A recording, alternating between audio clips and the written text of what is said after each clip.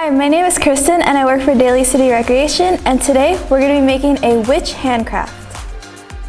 So the supplies you'll be needing today is white construction paper and also green, black, orange, and yellow construction paper, along with some scissors, glue, and a writing utensil.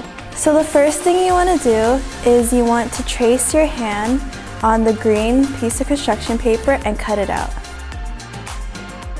Now what you're going to do is you're going to paste it on your white piece of paper. Now you're going to take your orange piece of construction paper and cut out little strips. Now you're going to paste them on the green piece of paper as the hair. Now you're going to take your black piece of construction paper, draw out a hat and cut it out and paste it.